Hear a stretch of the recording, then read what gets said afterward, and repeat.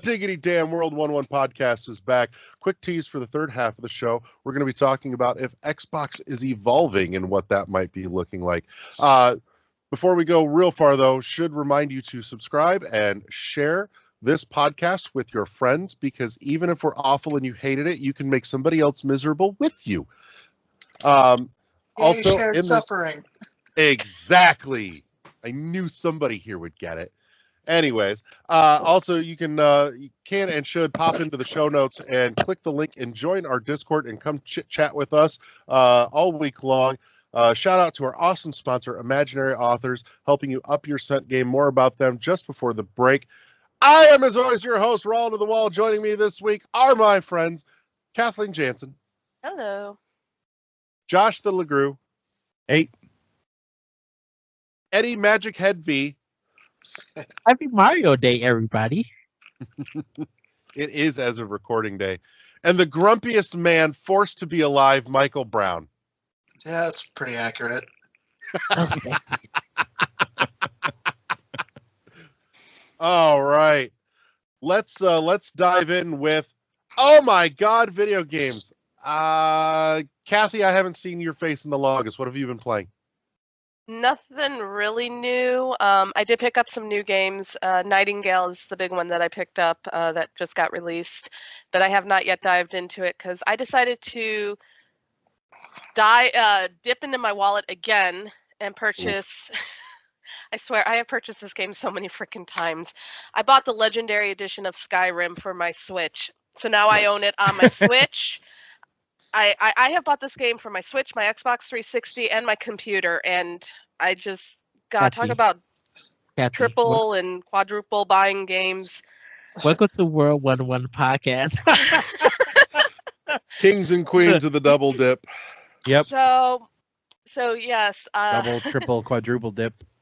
And yeah, well, I was like, I want to play Skyrim, and then I'm like, oh yeah, the Legendary Edition's out, and like, oh, I should just buy it again, and I did, and yeah. All right, quick flash roundtable. This raises a great question. What is your most heavily double dipped game? Well, for me, it's Skyrim. I honestly don't know. I think it might be. I don't know. I mean, I've double dipped so many games. Kathy, double dipped. It's Skyrim. Eddie, what have you double dipped on the hardest? Definitely DMC, Titanfall 2. Whatever. I think Cuphead I double dipped on. Goodness, what is the? No, Saints Row 3 I have. Ikaruga I have. Because I have GameCube, Switch, and I have 360. the 360 version from Xbox One. I have double dipped on Ori and the Blind Forest and Will of the Wisp. I double dip. I got the digital versions on Xbox. I have the physical versions on Switch. Which one have you gone back to the most for the double dip, though? I haven't even started the Switch versions yet. I just actually played them on Xbox. Because I'm going to be going back on those. Let's see, what else have I double dipped? I know Sleeping Dogs I double dipped on for Xbox and PlayStation. Tomb Raider, all 3 collections. Like I own all 3 of the reboot on Xbox and on PS4. So what I'm hearing is your collection is actually half the size that it looks like. The question was, what game have you most double dipped on? Not every game you've double dipped. Yeah. Oh, the game that I most double dipped on. Which one of you rebought the most? Who hit your wallet the hardest? I definitely would say Resident Evil 5. Because I have Resident Evil 5 on PS3, PS4, Xbox, and I have it on Switch. So Resident Evil 5. I figured mine out real quick. It was Control. It's been Control. Oh. So it was for Xbox. I got it for PS5. I have it for PS4. I have it for PC. and I have the Ultimate and regular editions for both of those. So I probably bought it like 8 times. Michael, I'm going to assume it's Darksiders. Actually, it's a tie between Darksiders and the entire series and the Devil May Cry series. Because it's not a real Devil May Cry game unless they make me buy it at least twice. I hate Devil May Cry 4. I could actually say the worst out of all the Devil May Cries is 4. No. I don't even 2 think is garbage. God, No, I've missed 2 Eddie is- because his 2 takes are is just great. terrible. 2 is way better than 4. You are 4 is- so full of shit. 4 is questionable content all the way. 2 4 is way- questionable content, but Yes. it's more fun to play than 2 was. I have fun at 2. I think I like 2 better. Who hurt you, Eddie? This after playing part of 4, I was just like, I cannot do this. That means the camera sucks in that game. The respawning is insane with those long fights. No, 4 is terrible compared to 2. I'm not saying 2 is the greatest or average or anything, but I think the worst out of the series personally is 4, because to me, if I had to rank them, DMC Devil May Cry is number 1, and then Devil May Cry 5 is 2. All I right. would go with All right, will that's go fair with- at least. I would go with 3 for 3rd place, 1 for 4th, 2 for 5th, and Devil May Cry 4 for 6th. That's my ranking. What about the Legendary. reboot? What about the reboot? It was number 1. DMC Devil May Cry. Legendary killed that game. I love think- that. Like Oh, go ahead. I loved the reboot, but I do think that 5 was slightly better. You know, 5 is good. It kind of loses some of the plot, but got good music, good combos. I think just DMC Devil May Cry has a better story and level of progression, like the flow of it, and the combos just feel so good in that game. Agreed. Def- You know my favorite part about DMC, the reboot, was Yeah.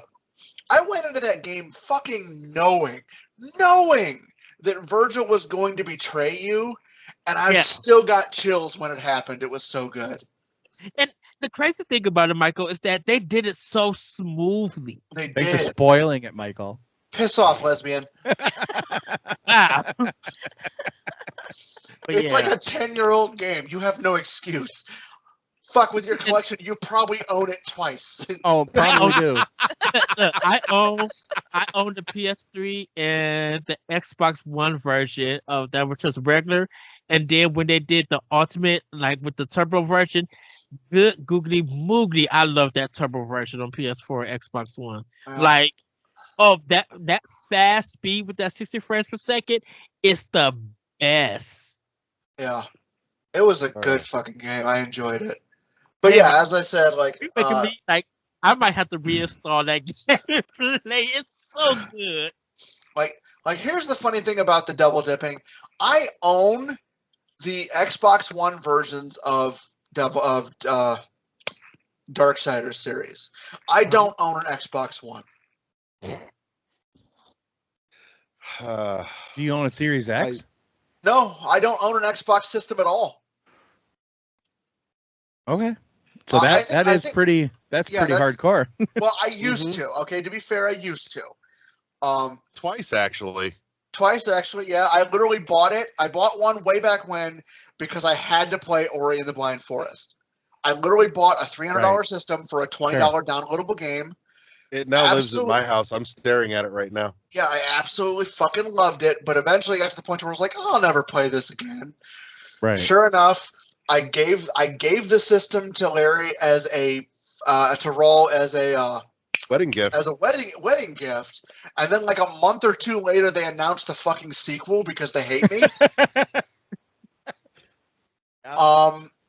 No, it yeah. was way later than that. Something like that. Like It was at least a year. it was a month in Michael time, okay?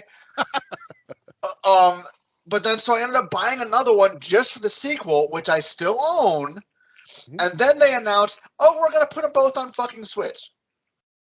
Now, in all fairness, Will of the Wisp on Xbox did get that super pretty collector's edition, though. Yes. That's the thing, though. I have the collector's edition of both for the Switch I do and too. for the I do Xbox.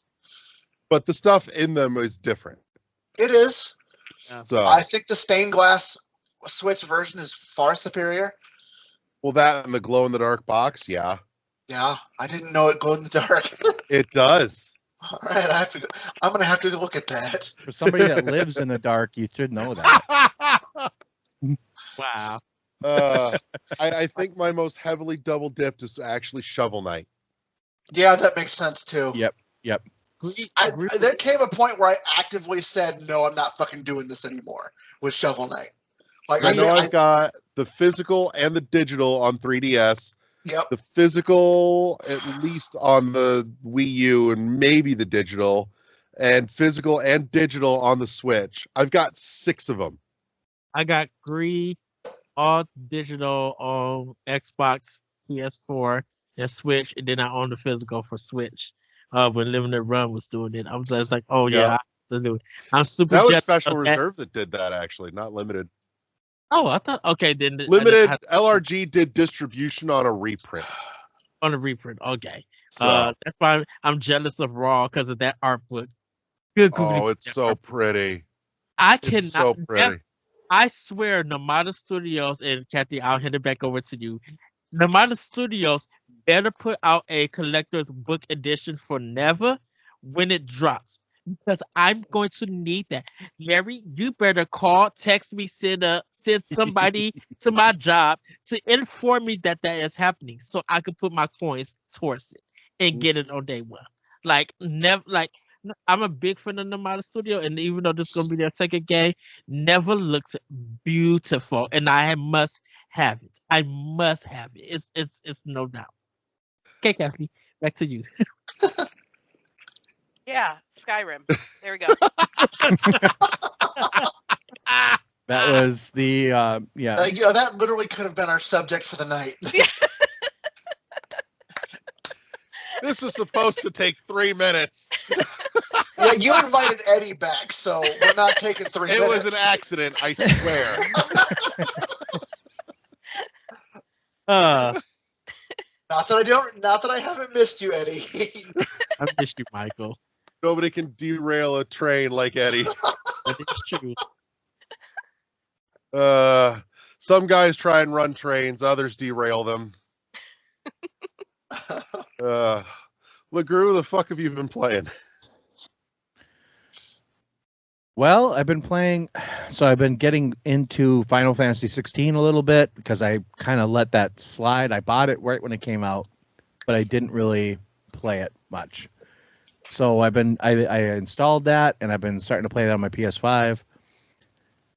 That's really about it. I haven't really I'm only a couple hours into that game.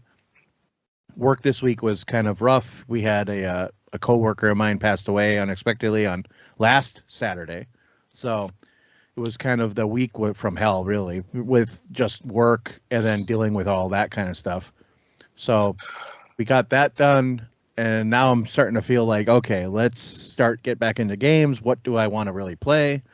And Final Fantasy 16 just is like glaring at me. I want to play that. I dabbled in it before, but now I'm going back in, and I'm going to really hit it hard. So I'm loving it so far. And the thing is, the budget on the game is incredible. Like, you can see every single penny they spent. And Eddie, what have you been playing? 5 minutes, go. Okay. I gotta go to the bathroom. No. Far Cry 3 Deluxe Edition on Xbox, Vampire Survivor, Gree. I'm halfway through Hellblade: Senua's Sacrifice because I'm getting ready for Hellblade 2. I've never got a chance to beat it. That's another game that I own. Oh, dude. Wait till you get to that final fight. I am getting prepared. I just had the discussion, and I kind of feel like for the sequel, I really want to see where they're going to go with it. And I was going to play with the mental state of of that game. Um, and then Final Fantasy 12. So that's all that I'm playing for Xbox. For Switch, I did the Princess Peach Showtime demo. Had some frame rate issues in the beginning, but that game is going to be super fun. It's going to be a great game to play with kids. Definitely like anyone who like are into platformers but might feel like platformers might be a difficult game to get genre to get into or have a hard time.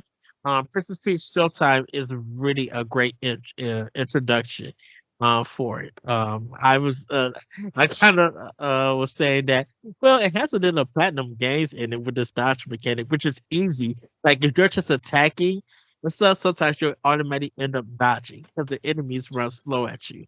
So it really is a great demo for anyone who hasn't played it, but I think it's going to be a fantastic game. Contra Operation Galaga, I'm still playing. I'm loving this game, like this demo, because it's one of the. I mean, it has some frame rate issues, whatever, but I think it's have that feeling of memorization and that what you thought the game would be is not. Like Way Forward really feels like they're gonna give you surprise after surprise after surprise. So be ready and be on your guard. Like pay attention and learn about the game. I love the dash mechanic. It has a good Mega Man feel to it. That I'm enjoying. So that I loved. And Nobody Saves the World. It was a bundle on Switch for $12. So I picked that one up. On Switch with it's the full game and the DLC. So Eddie, speaking of like updated classic gaming, if you haven't, check out Arkanoid Eternal Battle. Arkanoid Eternal Battle. Okay, yeah, I'll check Mhm. that out. It takes like the Tetris 99 formula and applies it to Arkanoid. Oh, nice. Yeah. The funny thing, Ralph, Raw is that I actually been wanting to play something Metroidvania, but new. Um, and I know I haven't did the Blasphemous series yet. I do have Blasphemous on my Xbox, and I haven't got 2 They're yet. good. But I kind of just like, man, I want to. I'm like in the mood of playing a Metroidvania, and I need to go through my Switch to see which ones I have that I haven't finished that I might restart from the beginning and just go through. There you Pretty go. much that's what I've been playing. I'll soon be starting Rain Code soon after I get done with finish right stuff. So, but that's pretty much it. I know, Prince of Persia: The Lost Crown. I need to get back into also. That's a Metrovania that I need to get back into. Michael, what have you been spinning in your disc tray? I have played 3 rounds of Tekken 8, and Yes. I since I bruised my ribs about a week ago, like even playing video games hurts right now. Yeah. So I got 3 matches in, and I was like, I can't fucking do this right now.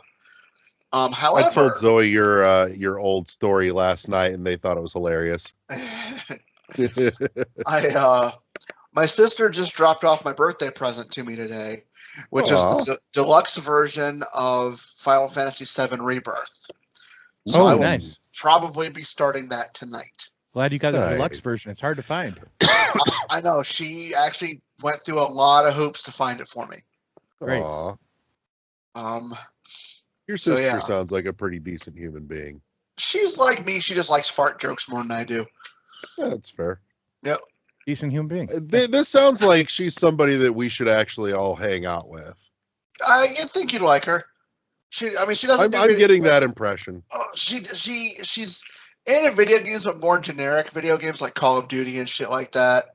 That's okay. I just meant personality-wise in general. Now she's good people. Like as I said, her and I when we were kids, we didn't talk at all. Like we happened to live in the same house, and that was about it.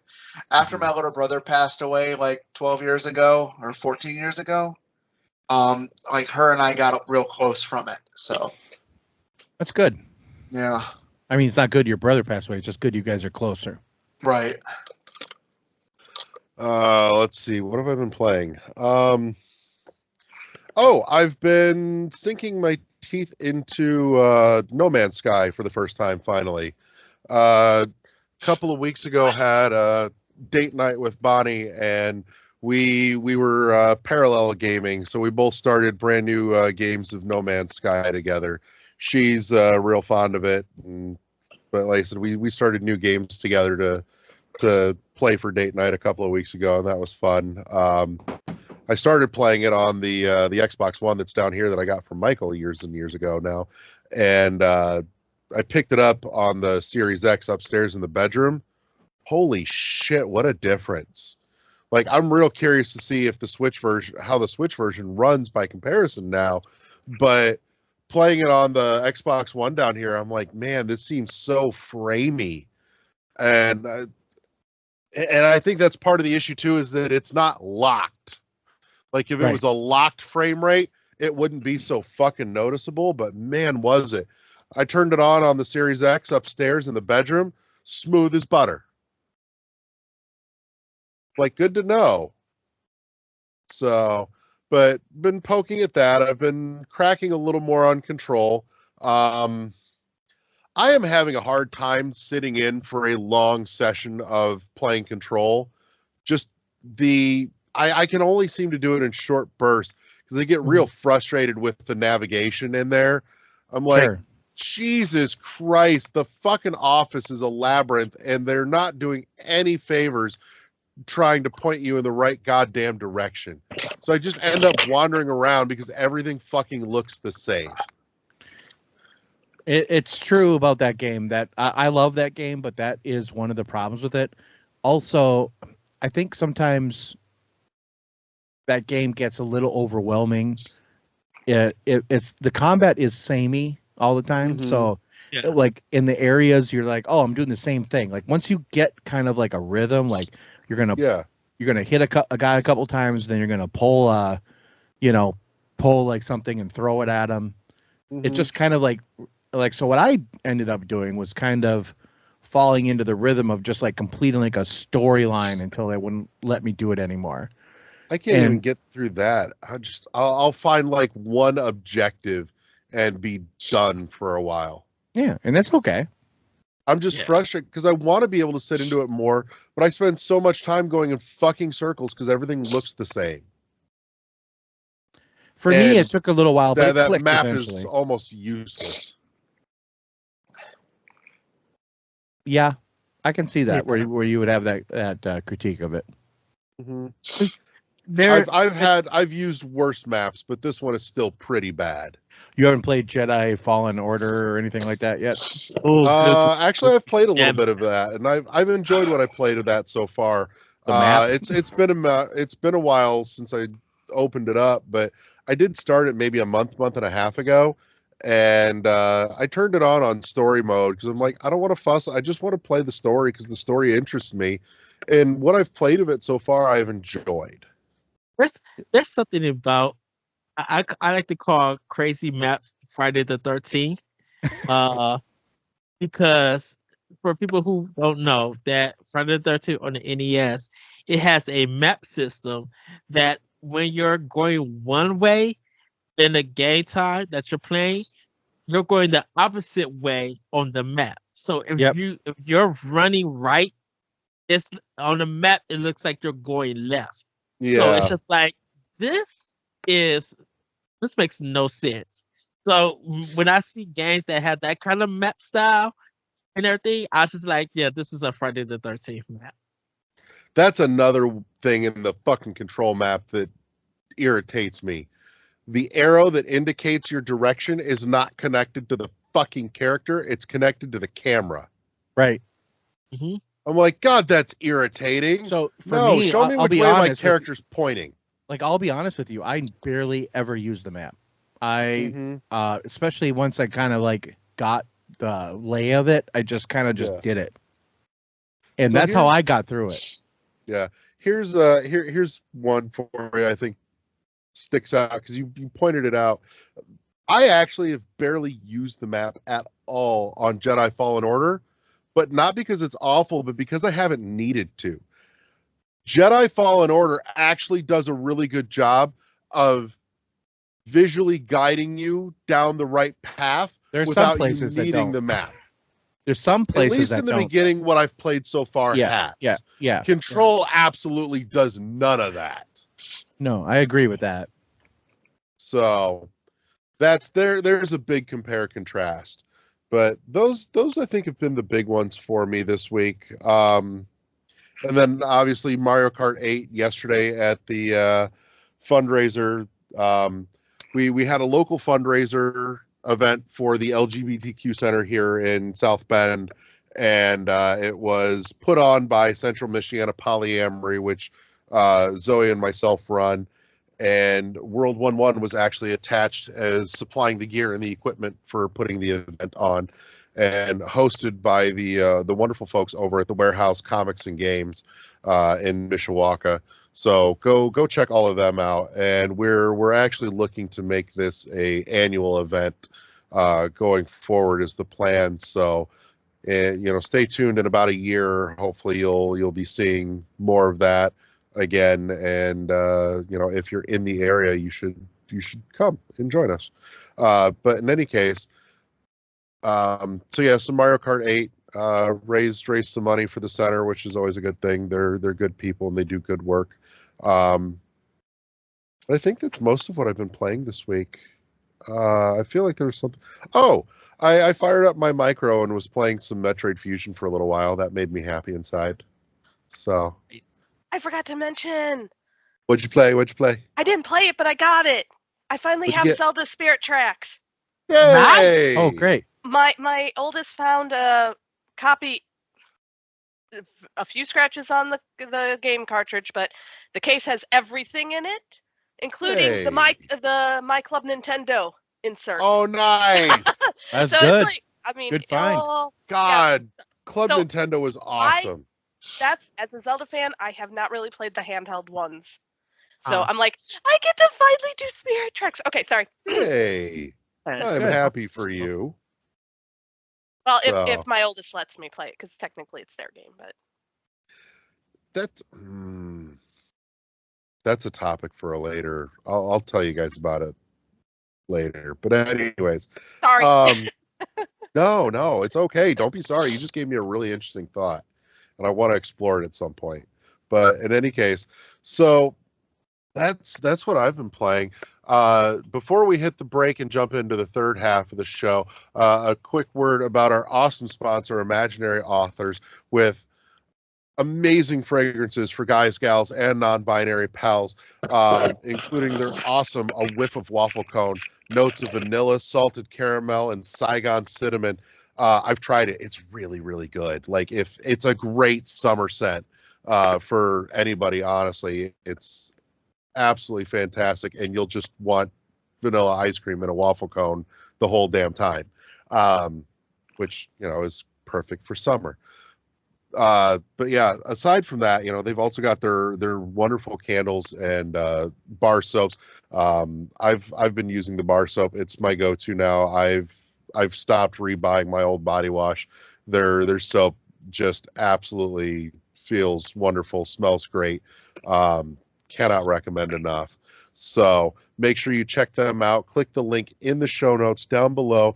Helps them, helps us, helps you, and that's Imaginary Authors. So let's get to the third half. But before we do, let's take a quick break. And we're back. This week we are taking a dive down the warp pipe, and we're looking at the future of Microsoft.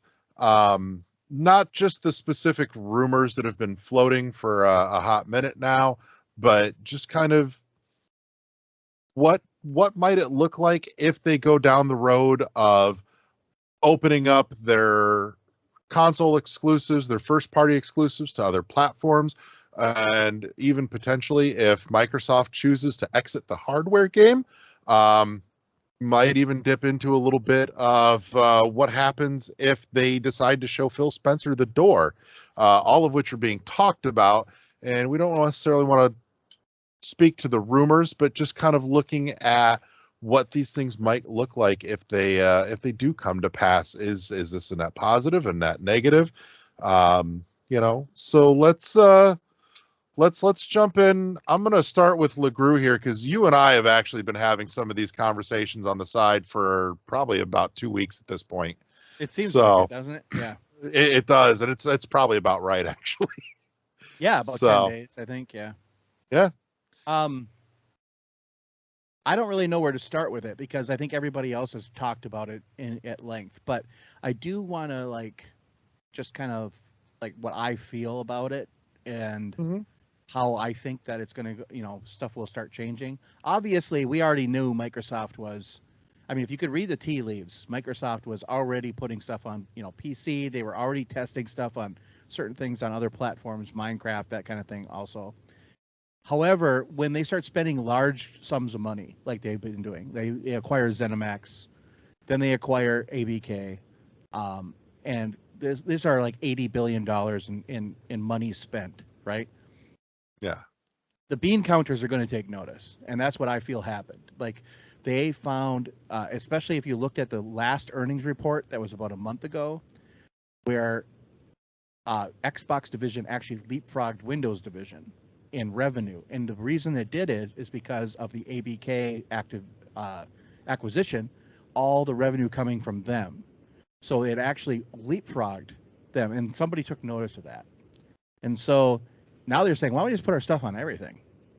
Yeah. And I can totally understand that aspect, especially older things but I think it's going to be a whole different ball game if all of a sudden we start seeing the Master Chief Collection, stuff like Halo, Gears, that kind of stuff. And that hasn't been nothing's been confirmed yet, so everybody's kind of speculating. And now even just today, they've even said Phil Spencer had a meeting with people and saying, hey, we're not exiting the hardware market. And obviously we don't know any of that, but if they happen to pull a Sega from, what was that, April 2001, I think, when Sega finally said, hey, we're going, and I've been talking to a lot of people that are younger than me, that are like, this is wild. I'm like, this is what it was when Sega exited. It was completely crazy, because they held that press conference and said, Sonic will be on Nintendo now. Mm-hmm. And everyone was like, are you kidding me? Yeah. And it was game-changing. And then Microsoft comes out in a big way and fills that void, kind of that what Sega was filling. And I feel made the gaming, the high fidelity console market better. Personally better, because the competition is good for everybody, all of us. If they actually end up exiting that market and just going third party, just being software, I feel that it might make it a little bit worse in the long run. Not in the short term, but the mid to long term. That's kind of where I'm at with it. See, for me, that raises the question of, if they do exit hardware, I feel like somebody will inevitably jump in and fill the third spot, but the question is who? My whole thing is that they're pushing the streaming market hard, and you don't need a console market hard, where PC and your phone is becoming and I've used a Backbone, and I was up in Minnesota last year, and I was using a Backbone to stream, and I couldn't believe how good it was. Yeah. And I thought, wow, this is not going to be very long until everyone's doing this. You could stream right to your TV, and you use just a controller. So I don't know if they're just putting all their eggs in that basket, or if that's what's going to happen, but we're not quite there yet with internet, structure and infrastructure in the United States, especially. Yeah. We're not there. I've got an aunt that's way out in the sticks, and we can't get shit for cell phone coverage when we go out there. Right.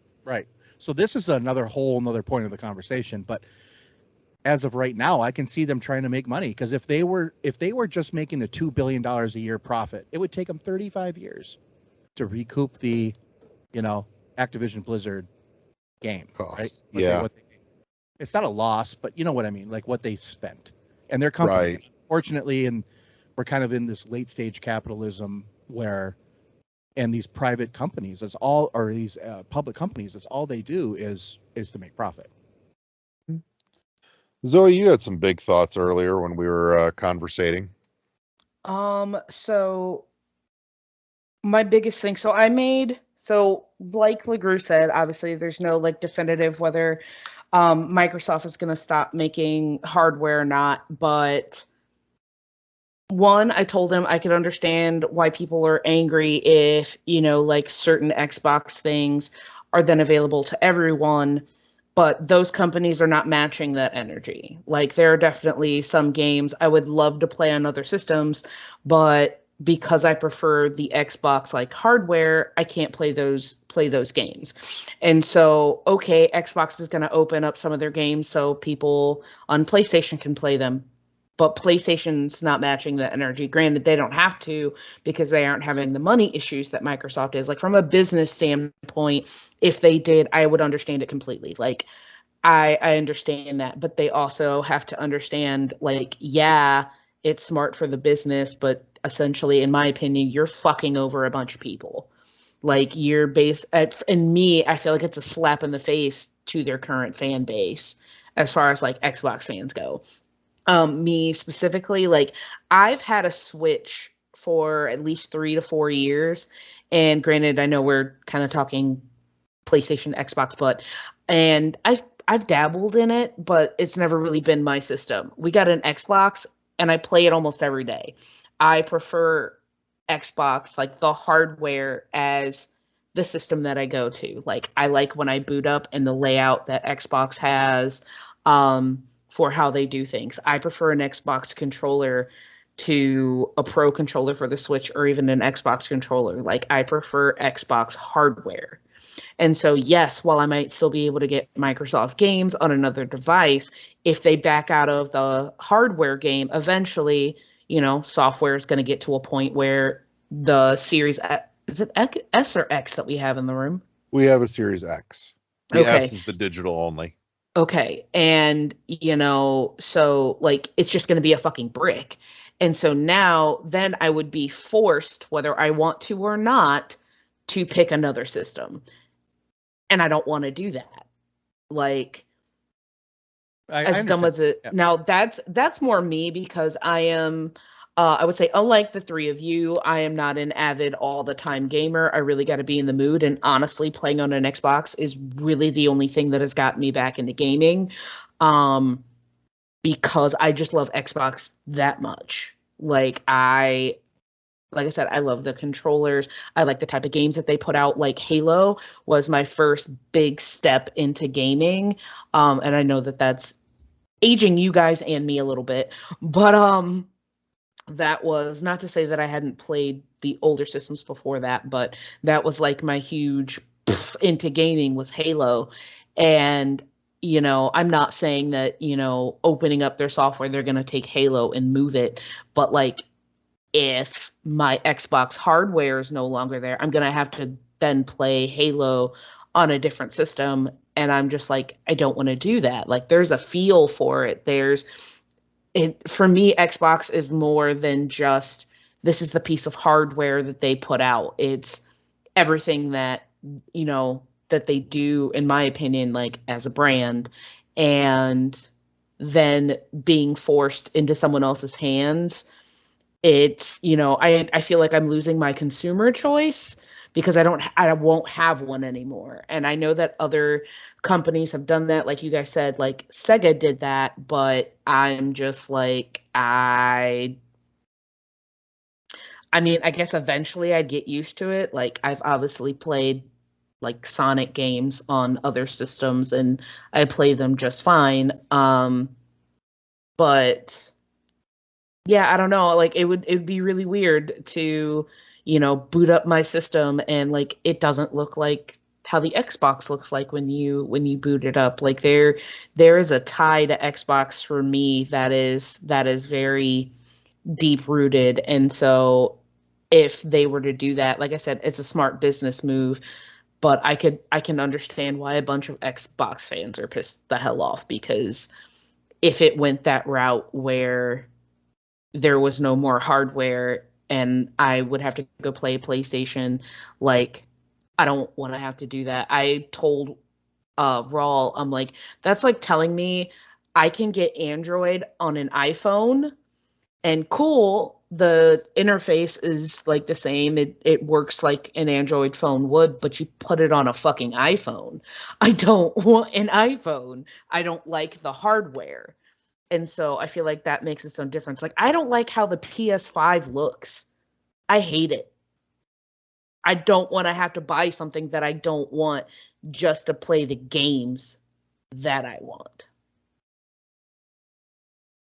Eddie, you want to weigh in? Yeah, can you guys hear me? I can Yes. hear you. Okay, so I think people are not look at this at three ways. So Xbox is not going to go out of hardware anytime soon. Whether it's PC, whether it's console, they're just not going to go out. I think people are making a big assumption of what games are coming to other platforms. With Microsoft, they have three ways that they can do it. There's like ZeniMax and Activision. Because those are big third-party games, they're probably returning back to being third-party multi-platform games. That's how those companies started out as, in a sense. I think Xbox Game Studios that Microsoft developed and created, I think those games are not going to go to multi-platform. So stuff from 343, Coalition, the Forza team, the Playground games and stuff, those probably won't go multi-platform or anything. Then for third, you got the games that are indie that Microsoft kind of maybe help publish and stuff. So Ori and Cuphead, because Ori Cuphead hit Switch and Cuphead hit PlayStation a little bit later. So it's just like it's those companies that Microsoft don't own, but they help get those indie games onto their platform first. Even like Spirit Minecraft as well. Minecraft, and even though they bought Mahjong for Minecraft and stuff, they know that if they reduce where that game could be at, that's lost profit for them. Right. A lot of people don't realize that Microsoft is actually going to benefit. Like this, Oh yeah. business wise, it's a win. Sony and Nintendo are only benefiting because they're getting those games in a particular sense. Don't forget, Microsoft is not making money off of their games because of Game Pass. They're making money off their service. If they can make money off of Nintendo and Sony PlayStation, why? Yeah, don't limit your profit options. No, and that's why I said, like, for Microsoft as a company, it's a smart move. Right, and I think a lot of people don't realize Microsoft don't report on physical and digital sales of the Eddie, you're on the chopping in player and out base on us. of what they have. Oh, can you hear me now? Yeah. Okay, they report off the player base of. They don't report sales like Nintendo does. Trust me, if Microsoft could get a game on the NPD or whatever the new name is, like Nintendo does, they will be grateful for that because that means that their game is selling.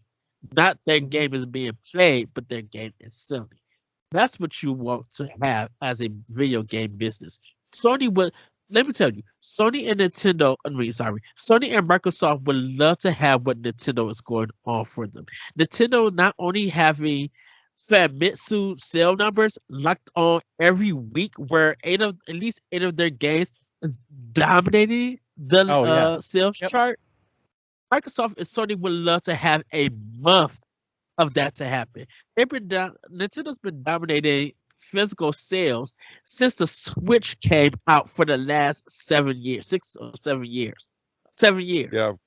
Microsoft and Nintendo, Microsoft and Sony would love to have that. So if Microsoft could get those games and be on that list, like Nintendo, that's more profit for them. People are just overreacting because games, if this happens, certain games are going to be on other platforms. No, okay, yes, that's good for Microsoft. They're returning to them. So Microsoft could still be a first party and a third party. if they want to. When you buy a lot of PCs, you're buying a Microsoft product because their OS is installed of it, unless it's an Apple product. Like who else is Linux is not putting out a product. Dell is not putting out a product without having Microsoft stuff run on it. You know, so if we look at it for we're looking for at it as a Oh, I lost you again, damn it. All right. Got the way of I- cutting out like- right when you want to hear what he said. Like, I get what Eddie their is saying, but businesses part of me is with like, the develop. There he is. There he is. Can you hear me? yeah, Yeah. I can now. Okay. Go ahead, Zoe. I heard you. Go ahead. Continue talking. Like Eddie, I agree with everything you're saying, but my thing is, this is good for Microsoft, and I think what people are getting upset about is this good also for them? Because like Gru said, like we're hitting that late stage capitalism. So many companies and I get it as a company, like that's your end goal. Like you want to make money, and by golly, like I understand that as a company. And so Microsoft doing what they're doing, like as a company, I'm not saying they're doing anything wrong. I'm just saying I can also understand the flip side as a consumer, because yes, this is good for Microsoft, but not even hopping into the possibility that they're going to be out of the hardware game just with right now. It's like I said, those companies aren't matching Microsoft's energy. They are, is PlayStation going to release some of their No. Yeah, And they don't have so no, they don't have Me- to. But I'm just But as a because the thing consumer, I can understand why people are pissed off and why you buy money, you put money into this company, and then they, obviously when you do that, they can do whatever they want. And I'm not saying that Microsoft shouldn't if it's what's going to keep them afloat in the gaming industry. So Sony's not going to do it because they only own one kind of third party, which would be Bungie. Like Insomniac barely put any games out on any other platform besides Sony. They put Fuse out. Fuse was the only game that EA put out that they did as a third person company before Sony bought them. It's Sunset Overdrive when Insomniac was still indie. So you're Sony saying that does- they're gonna move over third party exclusives, not I think it's- necessarily like they're, I- they're going, Microsoft they're Xbox returning exclusives. back to I agree with Eddie in the fact they're that returning I think back it's to companies. it's going to be like They're returning back to centric companies circle. who were third party. Yeah, Yeah, I do they're believe returning like back to companies. right, Oh. like ZeniMax, They're anything from returning back ZeniMax. to me and the group. They're returning All back to third companies that they purchased that were already third party. So ZeniMax has always been PC and Xbox and PlayStation. They Yeah. already been multi-platform. Activision has already been it. So those are the companies that they Obsidian in effect Ninja Theory. Obsidian and Ninja Theory were working companies, like work for hire companies for some of these other third party publishers and stuff. So Microsoft is maybe going back to that route so that so those games could sell. Because if ZeniMax is not selling games on Microsoft on it, we might as well go back to where we could get physical on other damn. platforms. Let's return them back. Let's turn back to the way that we have brought them. But all the stuff that they have that's Xbox developed, that Xbox created, like the Coalition and 343 and all of that, those games shouldn't or they wouldn't show up on other people's platforms unless Microsoft decides to put it on there. That's the difference that I think people probably might not understand. I agree. Like if they went the third party route, for me it wouldn't be such a big deal. I think it would me personally be a big deal if it was like, like the group said, like if Halo ended up on PlayStation. I'm just like, no. It And can be there. It just better be on Xbox too if they still, uh-huh. I think that some of these changes are weird because they usually happen at the start of a generation or the end of one. And we're like right in the middle of it. And so it feels like you're getting the rug kind of pulled out from you in a way. even though it might not even be true. And I do agree with Eddie, and I do agree it's going to be like Centric Circles. It's going to be like ZeniMax.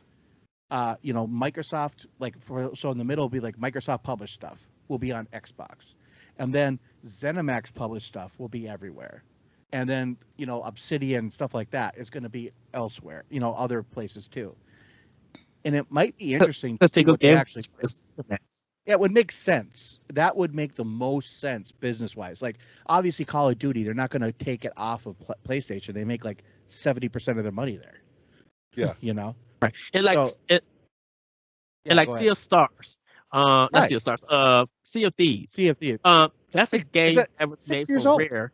That's 6 years old. That was. So I think I'm outdated, but like, isn't Call of Duty on Xbox? I remember playing Call of Duty on Xbox. It is. Okay. Yeah. It is. The fuss there is that, Call of Duty is done by Activision. However, Microsoft has recently bought Activision and now owns Activision.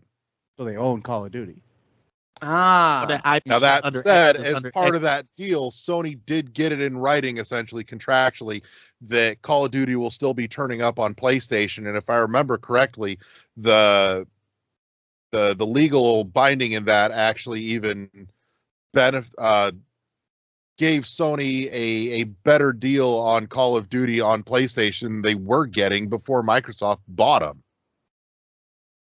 Right. So it's a 10-year deal. And don't forget the Activision deal switched from 360 to PlayStation 4. Because after all that hubbub happened with Xbox One, Activision went with PS4 because they was getting the most sales. That's why if you look at Destiny got more content on PlayStation than it did Xbox because it was a switch. Since PlayStation 4 had so much. The Sea of Thieves is a Rare thing. Now Rare wasn't on Rare was kind of somewhat owned by Nintendo, but Nintendo sold them to Microsoft. Yep. So, as much as we're getting like into good juicy meat here, we are pushing up against a time limit. So let's run around the table real quick for final thoughts, and then we'll close this out. And then maybe we'll bring this back up again when we see how things land in a few months. And we have more concrete details. It'll be really interesting to see. So at the time of this recording, Microsoft hasn't presented their event where they're going to come out and talk about their future business plans, which we'll probably all check out and have our thoughts.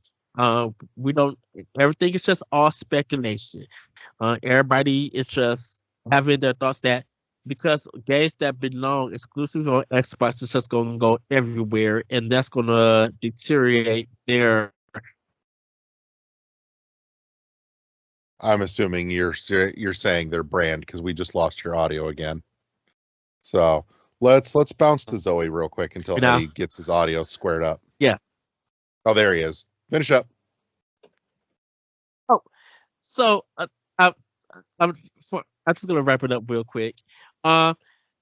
Because these games are going to be offered more to play anywhere, it's not going to deteriorate Xbox players getting their game on that preferred platform. We can actually almost know what he's saying. Xbox. Can you hear me? Eddie, send me a written statement. I'll read it. Let's bounce to Zoe. I would say that big Xbox titles, I'd be okay. Like, I really want those to stay Xbox titles. But if they're going back, like Eddie mentioned, like the third party route, where like, someone made something that is exclusively on Xbox, but was not like done by Xbox or like a big Xbox title, because going back to, big thing like Halo made Xbox, like that was their huge fucking thing. And so, and I do feel like consumers want something that, a special, you want something that in a way you feel like, you're buying into this thing. I mean, there's a reason there's a debate between Xbox and PlayStation. Like there is a reason. But I would say that I can understand this from a business standpoint, but as well as a consumer standpoint. And when you have so many people buying into your product, I feel like consumer voice should also play a factor, because you don't want to piss off your consumer base so much that then they kind of just say, fuck it. Especially in the time that we're living in, where so many people are willing to boycott things that they love because the people that make them or create them or whatever, they don't agree with them. So I feel like, yes, make your smart business moves, but take consumer criticism and feedback into account. LeGrew? Yeah, it is all kind of speculative, and that's, I wanted to like just say that what Eddie was saying. It is absolutely speculative. We don't know. It's just like what we're talking about, and obviously, like what he describes, this like the kind of the stuff that has remained third party is going to remain third. That makes the most sense. It's probably what's going to happen. I do think that a lot of people are reading in some of the craziness that really isn't really going to happen. They just don't know. So, it is kind of a bummer we haven't heard more from them, but hopefully when, next week or two, we actually hear we're going to have more questions, obviously, but we're going to hopefully get some kind of answers. And that's just and I just want to say that too, that the communication from Microsoft is terrible, and they are basically making all the speculation happen with their just lack of anything. Part of me wonders if they had plans to speak on it and somebody leaked some shit ahead of time and it's just caused a problem. That's why Nintendo don't say anything. Right. Like Nintendo doesn't say anything. And Sony's not saying anything anymore. Yeah. Nintendo just put out a report from the meeting saying that everything that you guys are reading on the internet, if it did not come from us, do not believe it. Right. Mm-hmm. So, final thoughts from my side here, just to put it out there, and then we'll close this down for the week. End run for me is more people playing great games is a good thing, no matter which way you slice it. Additionally, I do think if Microsoft starts letting some of their console exclusives, even some of their first-party stuff, onto other platforms, is not the worst thing, because at that point, one, that's more people playing more great games, and two, that's Microsoft getting more money back in the war chest to fuel making more games from them that we want. Yep. That's the end run for me. The hardware side gets a little weirder in terms of should they exit the space. I can see pros and cons. One, I like my Xbox. It's not even my go-to system of choice.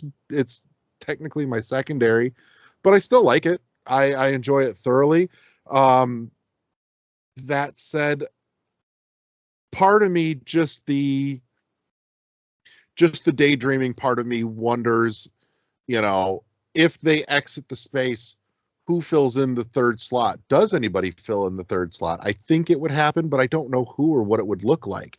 But it's a chance to really redefine potentially what the console market looks like, because it would leave you Sony pushing, the graphics and the hardware side, Nintendo pushing creativity. If a third competitor came in to fill that slot, there's an option to push consoles forward in a third different direction as well, that's not creativity and ingenuity or graphics and hardware, and to see what that might be really appeals to me. It's going back to the Nintendo and Sega Genesis days. It's going to be okay if they go back to a two-party system, because don't forget, during those days, that didn't last real long though. It wasn't long before Microsoft came in. But who was running? Because TurboGrafx had NEC had a chance with TurboGrafx. Neo Geo had a chance with the Neo Geo. Well, SNK. Jaguar, right there. Yeah. Right there. I see it in the back. Yeah. Atari Atari Jaguar had a chance. Like, there's been multiple systems that had came and went, but Nintendo versus Sega or Nintendo and Sega stayed strong. So if we go back to a two-party system, Yeah, what are I we agree. losing? Yeah. As gamers, not much. But my whole thing is, with if Sony people get a Halo or a Gears game, what are they going to do with a good shooter? Yeah, You know, because all they got now is Call of Duty. I mean, right. these I are mean, actually good honestly, you shooters. think about it, you know, at this point, I could see most of the Master Chief collection being able to run on my Switch. It's old enough, you know. And I think they've that's even ported it, honestly, to there, because talking to some people I know in development circles, that they've had running Xbox stuff on like PlayStation and on Switch. so. But that's I think that's where we'll close this up and we'll leave it for this week. And post Microsoft's business presentation, I think we'll probably come back to this and conversate a little further when we have concrete information and to do some future speculating on as well. So with that said, I want to say thank you to everybody that tuned in and joined us this week. Thank you to all my friends for coming and hanging out with me. Thank you, Eddie, for coming back and bouncing in this week. It's been entirely too long, and we need to do this more frequently again. Thank you to LeGroux for coming and hanging. Zoe, I'll see you after we're done here. And thank you to our awesome sponsor, Imaginary Authors. Make sure you go check them out through our awesome affiliate link in the show notes down below or on your phone screen if you're just listening to the audio podcast version of this, which is a great way to listen to this show. But we are also on YouTube. But all the links to everywhere we are in the show notes. So if you don't like this version, you can go check out the other and you know how to get there. But yeah, let's close this out. Say goodnight, everybody. Good night, everybody. All right. This has been the World 1-1 podcast powered by the World 1-1 Podcast Network. Press start to engage your mind. Peace.